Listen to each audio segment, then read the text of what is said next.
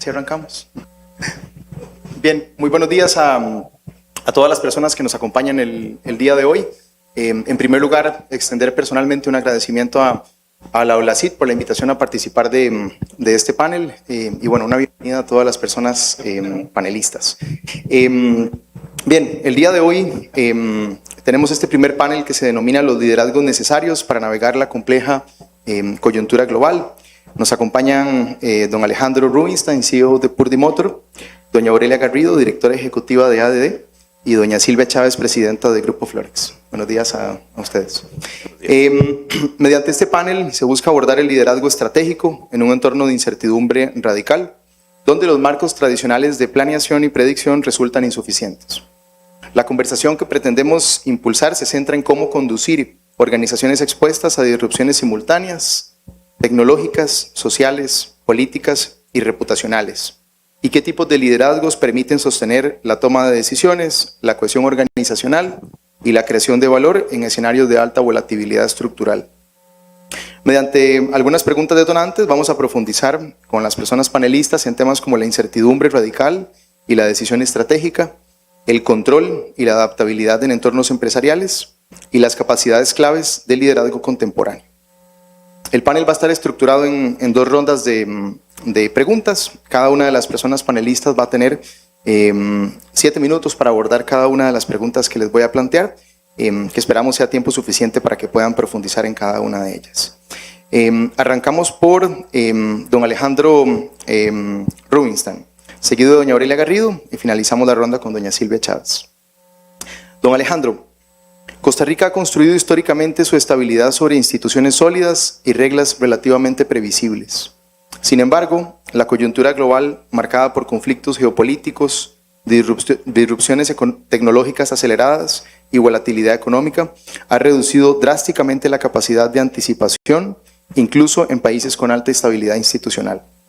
Cuando los marcos tradicionales de planeación estratégica dejan de ser funcionales, ¿qué criterios deben guiar la toma de decisiones para no caer ni en la parálisis ni en la improvisación?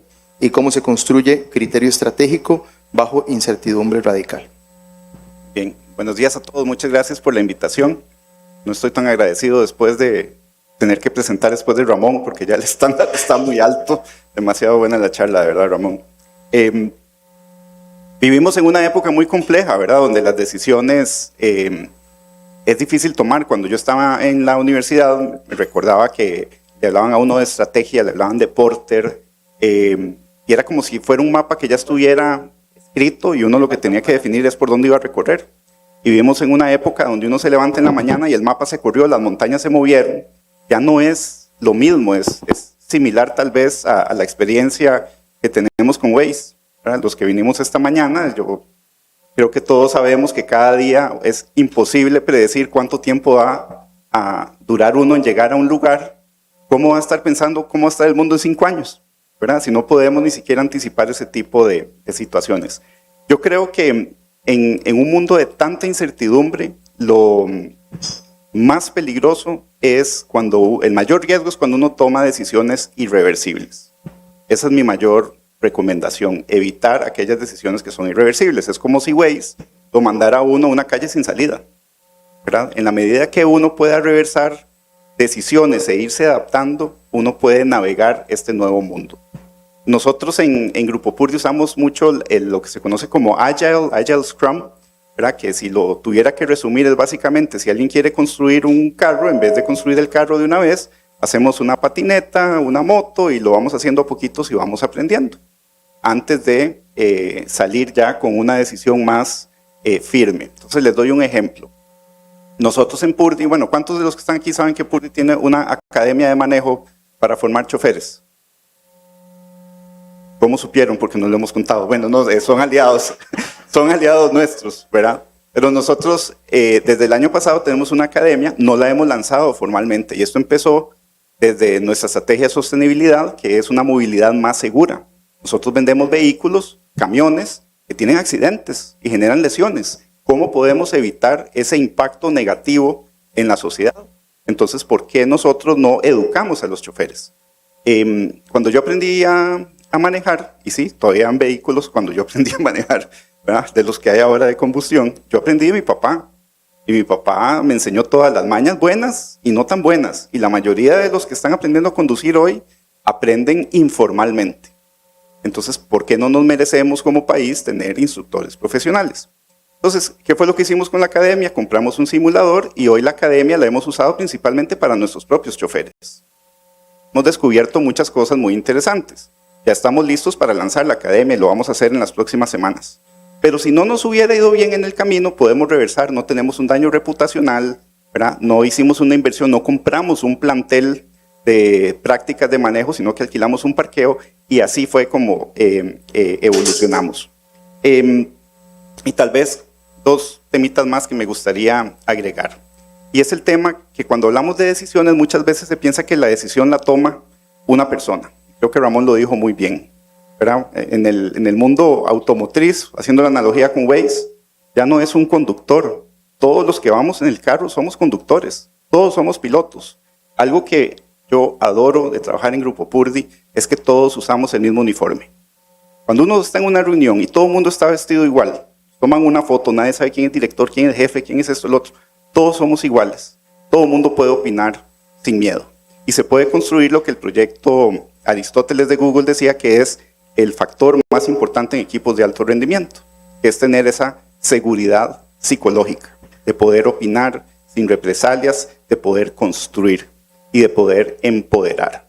Entonces, ese tema de tener muchos pilotos, muchos líderes tomando muchas decisiones porque son los que están en ese camino, hace que la organización sea todavía más ágil. Y con eso creo que son las herramientas con las que estamos tratando de navegar este mundo y creo que la capacidad de aprender, de adaptarse y de ser cada vez más ágil es posiblemente la forma más acertada de navegar este mundo. Muchísimas gracias. ¿Se escucha? Sí. Muchísimas gracias, don Alejandro. Bueno, ya nos enteraremos públicamente del anuncio de la academia. No salga de aquí, por favor. Pero muy interesante porque definitivamente responde a una serie de impactos de la actividad empresarial de ustedes, ¿no? Y es una en la que ordinariamente uno no pensaría, ¿verdad? Y es un poco la responsabilidad de, bueno, estoy poniendo estos vehículos en el mercado, pero también entiendo que existen impactos derivados de, que son en mucho caso individual, ¿verdad? Por la educación de cada uno de los conductores. Pero bueno, muy interesante esta propuesta que ya vamos a estar escuchando públicamente entonces. Bien, continuamos con una primera pregunta para doña Aurelia. Doña Aurelia, las estructuras organizacionales en Costa Rica, especialmente en sectores tradicionales, han privilegiado históricamente el control, la jerarquía y la previsibilidad. Sin embargo, la dinámica global está obligando a repensar estos modelos frente a entornos de cambio permanente. ¿Qué implica en la práctica transitar de un liderazgo basado en control y certidumbre hacia uno centrado en adaptabilidad y aprendizaje? ¿Y cuáles son los principales errores que cometen las organizaciones en este proceso? Tiene 7 minutos para dirigirse al público. Gracias. Bueno, efectivamente, hace 30 años, cuando yo estaba en la escuela de negocios, hacíamos planificaciones a 5 años, planeaba, como decías vos, ¿verdad? Todo se veía muy, se hacían grandes análisis, se pasaba un año entero haciendo procesos de planeamiento estratégico. Y normalmente esto venía de unos gurús consultores y un CEO superhéroe que tenía toda la visión y todas las respuestas. Y luego lo que venía era ejecutar, dividir el trabajo, esta estrategia, en tareas que se planificaban, planes operativos que se planificaban ordenaditamente para esos 5 años y se presupuestaban. Y bueno, era cuestión de ejecutar y controlar. Ahora uno no se imaginaría algo así, porque ni a 5 meses puede uno hacer un plan tan específico de micromanage muchas de las actividades, ¿verdad? Entonces, aquí hay un rol fundamental que es el cambio del rol del CEO, del gerente general, del líder o la líder de la organización, donde es una persona que sí marca la ruta, pero su trabajo principal es inspirar qué es lo que se tiene que lograr, hacia dónde se tiene que ir, cuál es esa unidad que tenemos que ir teniendo, esa forma de trabajar y no decirle a todo el mundo qué tiene que hacer y tratarlo de controlar porque no va a poder.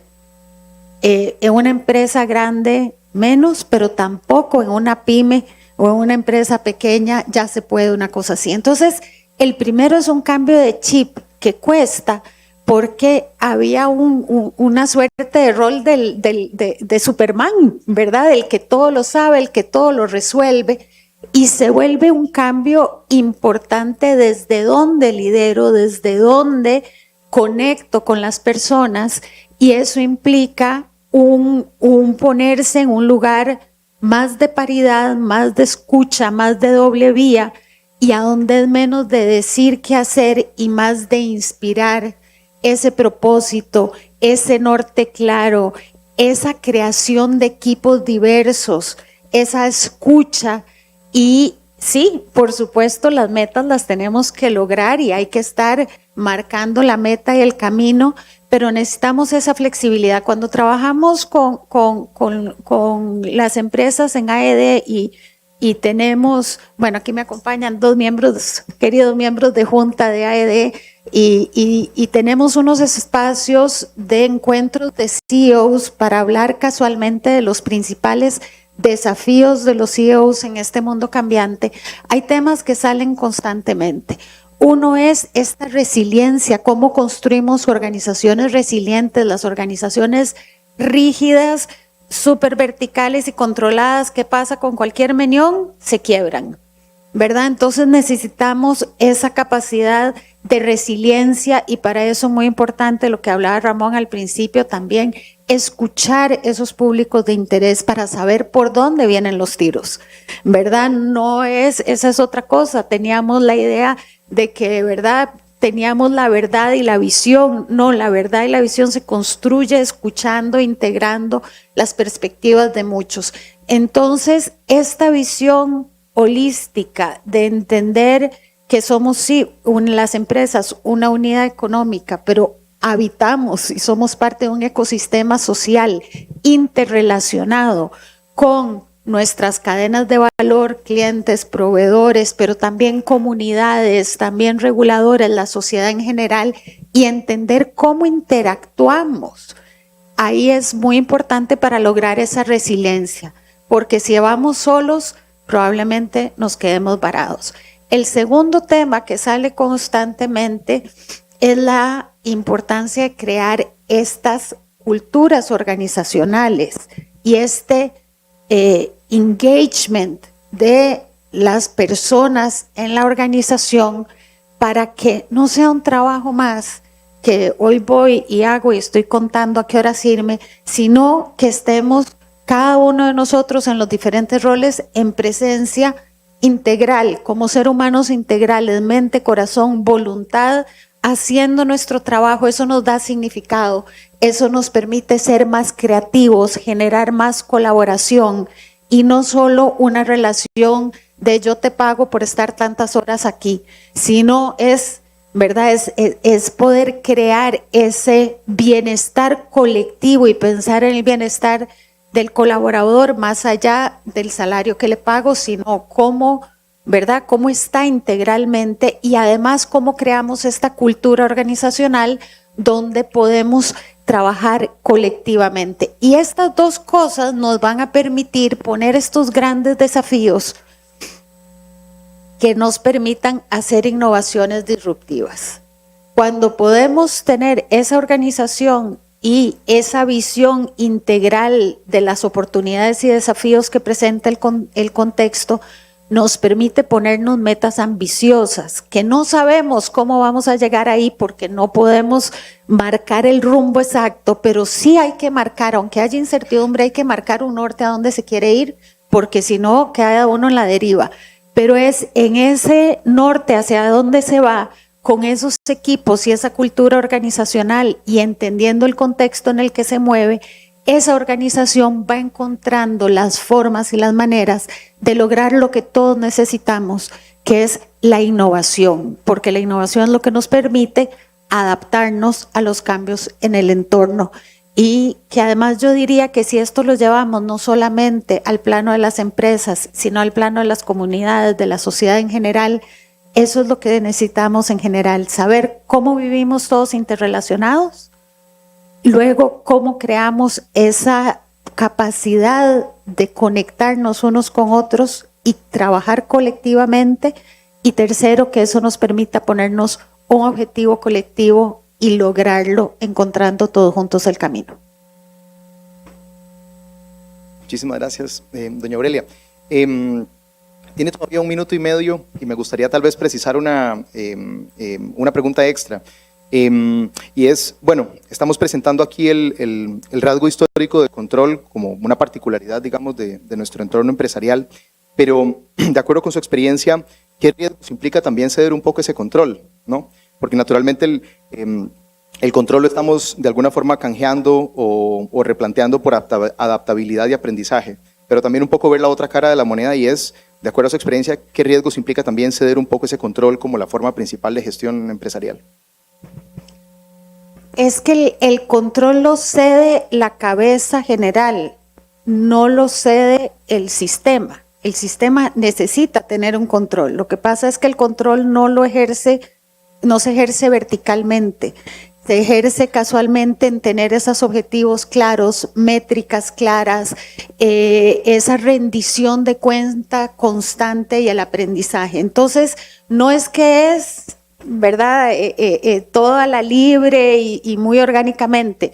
No, se tiene que medir, se tiene que guiar, se tiene que ir viendo el paso a paso, pero ya no es una persona que controla y que delega el control y va persiguiendo a todo el mundo, sino nosotros nos ponemos de acuerdo en qué es lo que tenemos que lograr, tenemos que rendirle cuentas a otros grupos pares y entre nosotros mismos vamos logrando eso. Entonces, no es que todo a la libre, porque no puede funcionar así, pero es como esa figura principal no es esa control que solamente va a tener una parte de uno y mucho resentimiento, sino cómo se socializa y se hace que todos seamos copartícipes de la creación, de la adaptabilidad, pero también de asegurarnos que hay un orden, una buena gobernanza, un buen seguimiento de reglas y que se logran los resultados. Si no logramos resultados, morimos.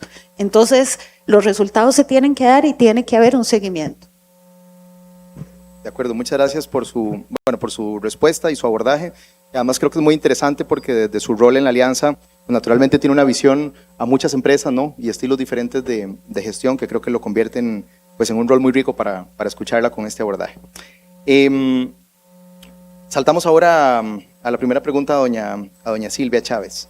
Doña Silvia, la experiencia reciente de Costa Rica y global también, desde crisis sanitarias hasta tensiones fiscales y sociales, refleja una tendencia mundial. Las crisis ya no son eventos aislados, fragmentados, sino que son fenómenos encadenados y de larga duración y a veces hasta superpuestos.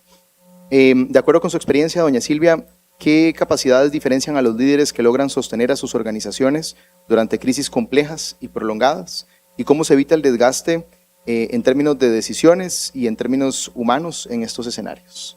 Tiene 7 minutos también para dirigirse al público. Bueno, buenos días todavía. Vamos a ver, cuando yo iniciaba, un poquito más joven, en estos caminos empresariales, recuerdo la crisis del 98 y nosotros en el grupo de empresas, Grupo Florex, recién iniciando con temas de diseño de productos y de servicios, y me encontraba con algunos colegas empresarios que me miraban y me decían, yo les decía, es que la crisis y no sé cuánto, decía, crisis hemos pasado nosotros, ¿verdad? Y el tema es que ahora hay mucha incertidumbre, ese es el tema, porque las crisis, el cambio es el pan de día a día de las empresas y por tanto de los líderes empresariales. El cambio está y punto. Entonces hay una serie de condiciones que desde entonces yo aprendí es resiliencia.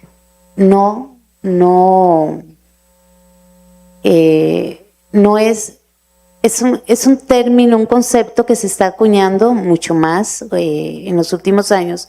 Sin embargo, es un tema que ha caracterizado a muchos de los líderes empresariales que hoy, como Ramón, exponiendo acá, tenemos en Costa Rica y tenemos en el mundo. Adaptación, flexibilidad, es parte del ser empresario con crisis o sin crisis, porque el cambio está todos los días. Y retomando lo que Ramón exponía acá, hay una característica absolutamente importante. ¿Cuál es, Ramón? Propósito. Propósito. Si no, como plumas al viento, ¿verdad? Golpea hoy una crisis de costos, otra de logística, ¿verdad? De transporte de nuestras mercancías, golpea la situación geopolítica, ¿verdad? El orden comercial está cambiando completamente. Entonces, las líneas que teníamos súper establecidas, definidas en tratados, súper discutidos, ya no están. ¿Cuál es? Bueno, no sabemos muy bien. Ok, si no hay propósito, nos vamos en este manejo constante. Cuando los líderes tienen propósito, cuando las empresas lideradas descubren, identifican su propósito más allá del tema absolutamente obvio y legítimo de ganar dinero y hacerlo bien, ¿verdad? Y lograr las utilidades, esos propósitos son los que te guían, te sostienen y te provocan ser resiliente. Número 1. Número 2, yo agrego coherencia. No es lo mismo ser líder en buenos tiempos que en malos tiempos. No es lo mismo. Y ahí es donde se mide la coherencia. Si estás apuntando, si ya definiste tus propios valores y los has definido con tus equipos, con tus empresas, con tu gente, y no eres coherente, bueno, entonces las crisis no van a ser superadas. Coherencia. Y la coherencia es interna, pero además tiene que ser externa. Tiene que notarse.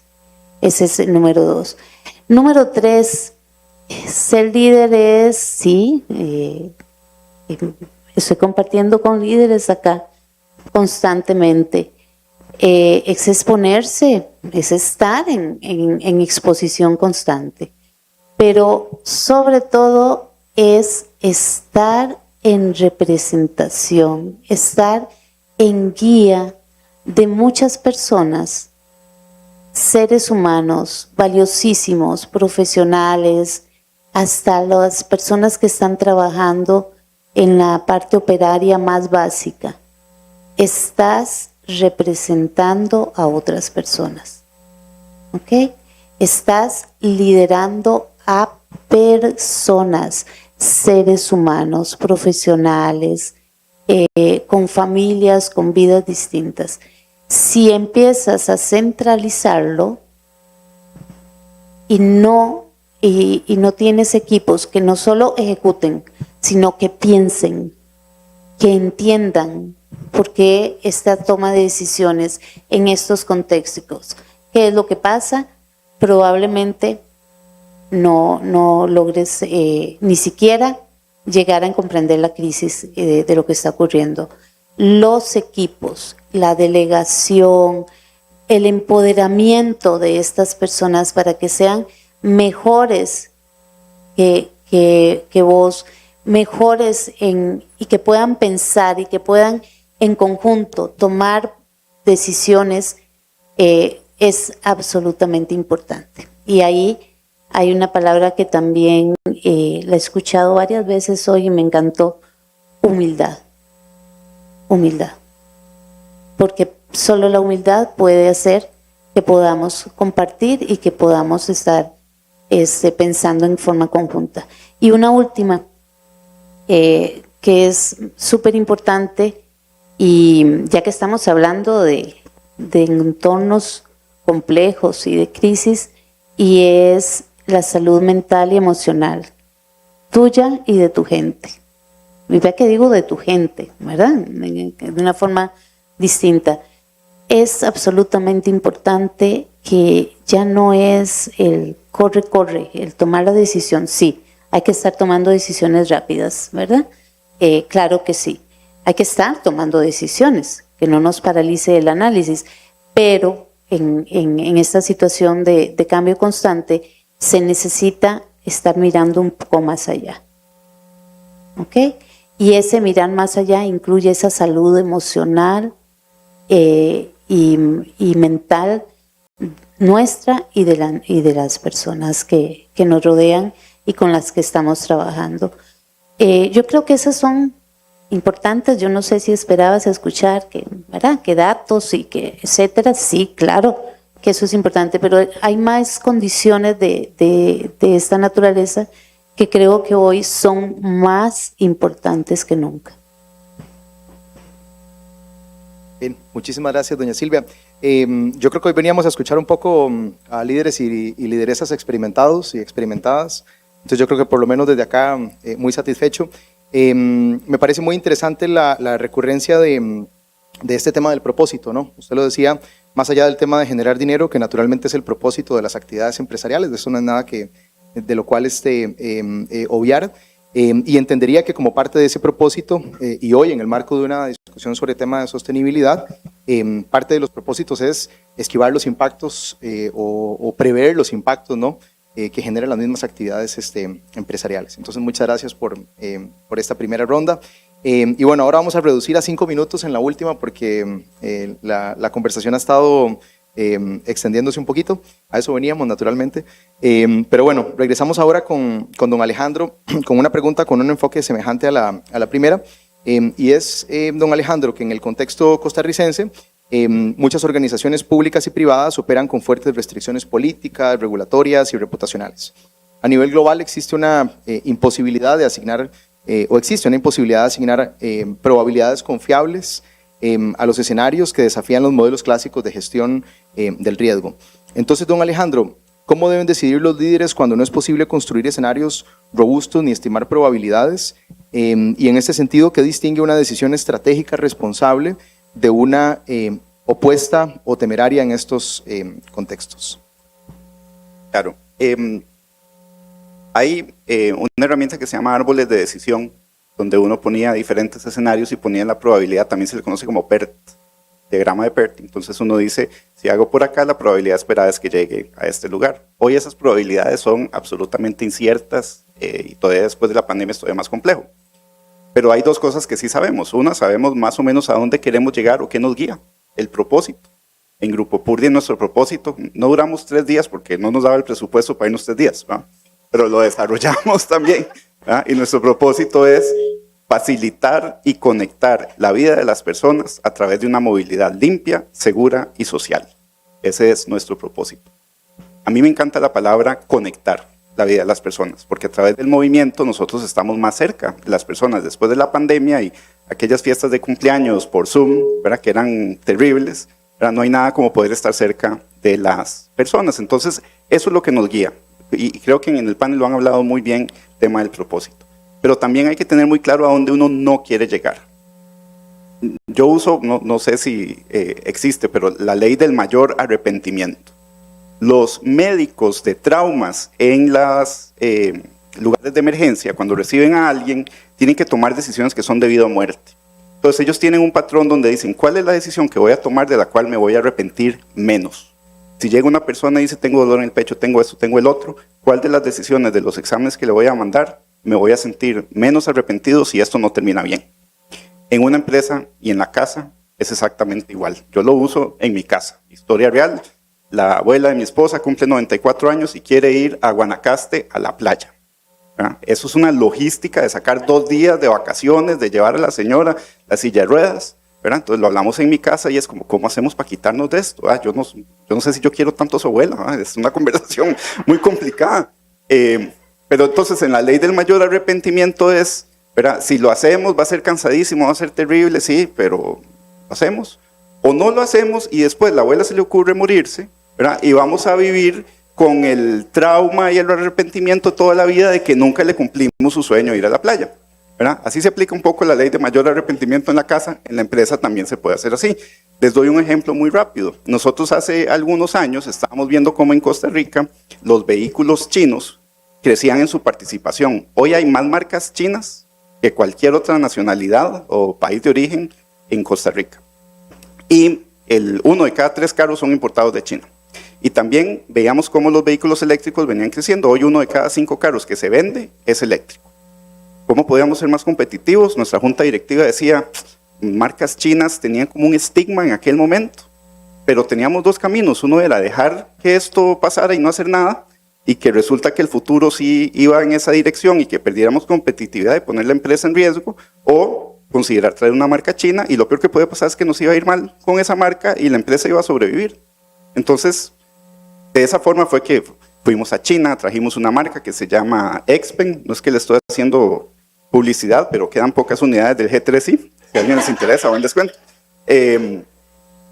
Y nos ha ido muy bien, afortunadamente. Si no nos hubiera ido bien, aprendimos ya a hacer negocios con China, que es diferente, no es ni mejor o peor, es igual, que es diferente hacer negocios con alemanes, con estadounidenses, con japoneses, y entonces estamos listos para abrazar un futuro que puede ser que emerja de ese país, no lo sabemos, pero vamos en un camino donde podemos ir en esa dirección. Entonces, ese sería tal vez mi recomendación, es escoger cuál es el camino que uno puede decir, si llegamos ahí, ese escenario no es aceptable con nuestro propósito, no es aceptable para la supervivencia de la organización, y huir de las decisiones que se acercan hacia allá. Muchas gracias a don Alejandro, y creo que tomamos nota también del traslado de la gestión empresarial a temas familiares también, ¿verdad? Impregna definitivamente el quehacer. Bien, saltamos a una segunda pregunta para doña Aurelia. Y es que en un mundo saturado de información, el desafío ya no es acceder a datos, sino interpretar señales débiles y formular las preguntas correctas en momentos críticos. ¿Qué tipo de preguntas estratégicas deben formular los líderes en contextos de alta volatilidad? ¿Y cómo se construye una cultura organizacional que valore la pregunta inteligente por encima de la respuesta rápida? Tenemos más o menos unos 5 minutos. Ok. Bueno, señora pregunta. Definitivamente en este tema del exceso de información, el primer filtro claramente es verificar bien qué es la información que estamos teniendo.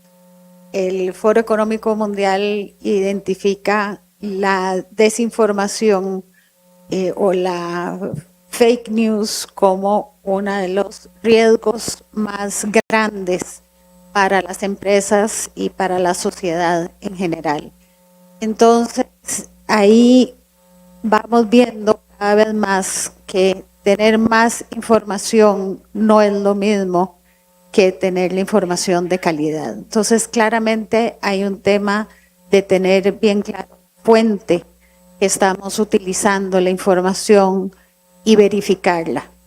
Lo segundo es no confiar solo en lo que nos cuentan, lo que hablábamos que no podemos enfatizarlo más, que es no solo la escucha esporádica de públicos, el diálogo constante con estos públicos, ¿verdad? O sea, es una relación, no es solamente voy, les pregunto y hago una encuesta y vuelvo.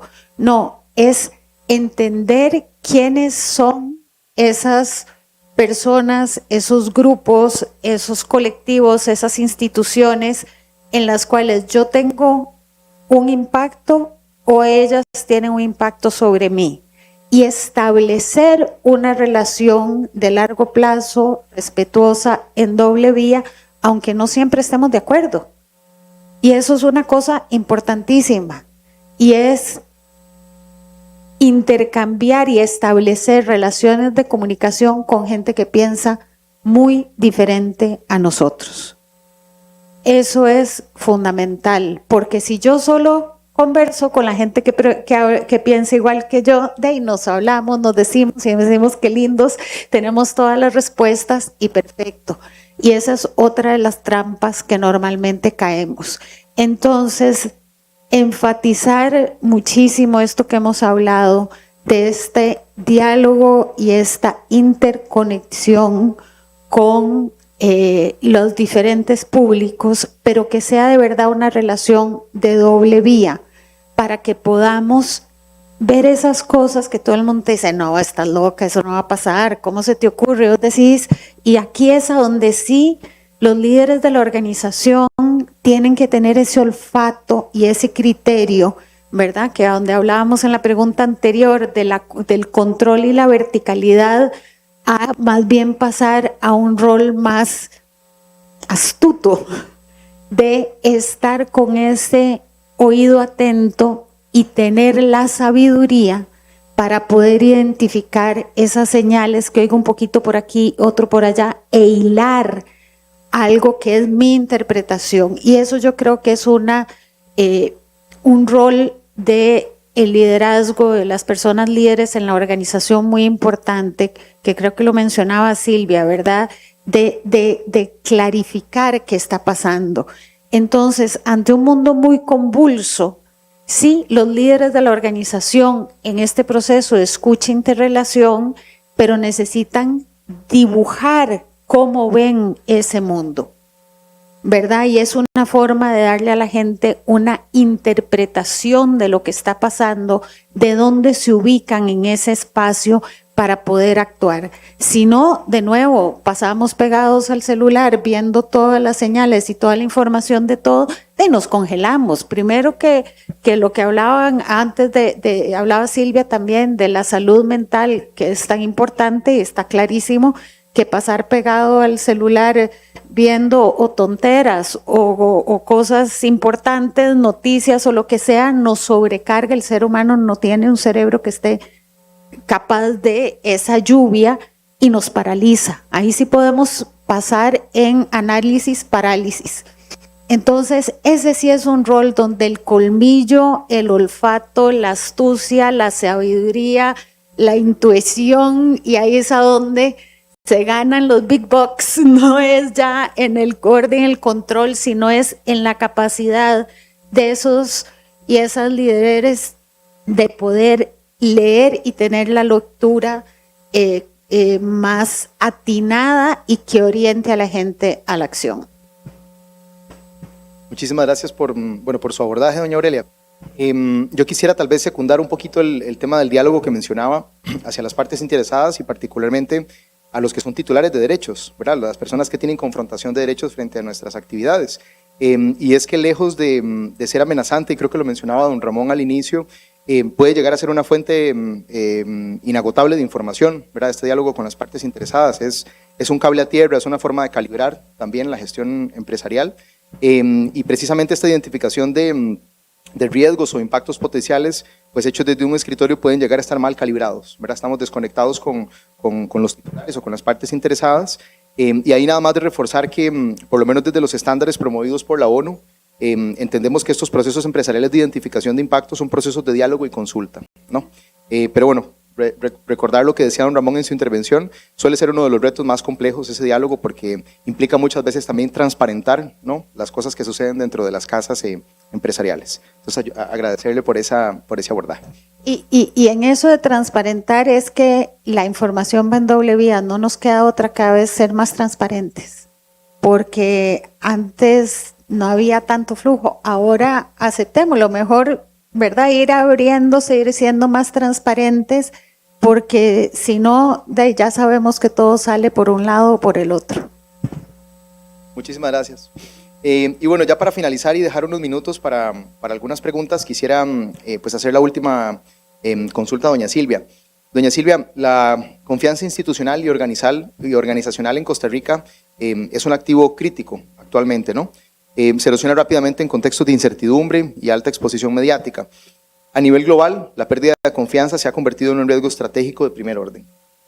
Doña Silvia, ¿cómo se construye y se mantiene la confianza interna y externa cuando las decisiones deben tomarse con información incompleta y bajo presión constante? ¿Y qué rol juega la transparencia en ese proceso? Diana pregunta. Oí hablar de confianza. Yo he escuchado hoy, he aprendido muchísimo, pero he escuchado mucho de lo que me gusta, ¿verdad? Que compartimos. ¿Cuánto de nosotros en este auditorio somos una burbuja que compartimos? Y generar confianza entre nosotros puede ser, digamos, que relativamente sencillo, ¿ok? Pero la confianza fuera de nuestra burbuja, como quiera que lo llamemos, es el tema. Es el tema. Y yo lo que creo, por lo menos en Grupo Florex, que trabajamos absolutamente cimentados en sostenibilidad, es que la confianza no solo hay que manejarla hacia afuera, ¿verdad? Y tenemos todo ese tema ahora que nos está moviendo también como país y a nivel empresarial el tema de la reputación y de construir la reputación y de sostener una buena reputación en contextos en el que la información fluye de todos lados, alguna no tan certera y que nos está sobrepasando. Bueno, construir confianza, yo lo manejo, empecemos en casa, empecemos en las empresas. ¿Realmente estamos manejando valores, propósito, coherencia con esos valores a nivel interno? Bueno, no lo sé. Yo me lo pregunto todos los días. La confianza empieza hacia adentro. ¿Y cómo empieza la confianza? Ya no es, y totalmente de acuerdo con vos, Aurelio, ya no es ser perfectos y manejar la información hacia adentro. La incertidumbre nos está matando, entonces mejor somos absolutamente perfectos, guardamos la información y la soltamos cuando ya está definido. No, hoy en día la confianza hacia lo interno se trata de entender por qué pasan las cosas, por qué se están tomando las decisiones de esta forma. Ya no solo escuchándose, sino si tomo una decisión a nivel empresarial, ¿por qué? Y hablar con mi gente y explicar. Y tomarse el tiempo que no hay para rendir cuentas a lo interno y generar la confianza y la identificación que se necesita. Y hacia afuera ya los maquillajes no son sostenibles. Las empresas y las organizaciones que parecen perfectas ya no generan confianza, ¿verdad? ¿Qué están ocultando? Es como ¿verdad? Es esa suspicacia la que nos mueve hoy en día. Entonces, la transparencia, el compartir la información es absolutamente más importante. Cuando en el grupo nos atrevimos a presentar el reporte de sostenibilidad en forma pública, recuerdo un auditorio de esta naturaleza, recuerdan donde estaba el MEIC antes, allá por Sabana, por allá, un auditorio de esta naturaleza, y teníamos un grupo de personas que no solo estaban invitadas, se había abierto al público, entonces había desde consumidores hasta competencia sentados en ese auditorio, y exponer datos financieros, datos de los fallos que habíamos tenido en producción, lo que estábamos buscando y cómo y los planes hacia el futuro, era absolutamente temerario. Teníamos un poco de temor, el camino, los años nos han enseñado que esa forma de presentarse, de transparentarse, nos ha llevado a mucho más y nos ha generado una confianza que finalmente se traduce en credibilidad y ¿saben qué? Se traduce en poder llegar a personas, a consumidores, a empresas, a clientes que nunca hubiéramos soñado con llegar a través de esa transparencia. Entonces yo creo que la confianza se construye desde ahí y no tenemos que ser perfectos, tenemos que estar tomando decisiones coherentes, estar claros y transparentarlas y poderlas compartir a lo interno y a lo externo. La confianza empieza por casa. Si no podemos tener la confianza de nuestros propios equipos, unos con otros, después esto va a ser una tarea imposible. Y sí que la tenemos difícil y creo que a nivel empresarial nos corresponde ser mucho más transparentes, mucho más coherentes con lo que estamos diciendo y ofertando como propuesta de valor en nuestros productos, en nuestros servicios, en lo que andemos, porque esa es una forma de construir confianza. Muchísimas gracias, doña Silvia. Yo enfatizo nada más la idea o la base que usted expresa en términos de confianza como comunicación y transparencia. Parece muy interesante que lo ligue a, digamos, a la forma. Gracias por habernos acompañado en el Summit Futuro Sostenible, que fue organizado por ULACIT y la Alianza Empresarial para el Desarrollo. Síganos en redes sociales como ULACIT. Hasta la próxima edición.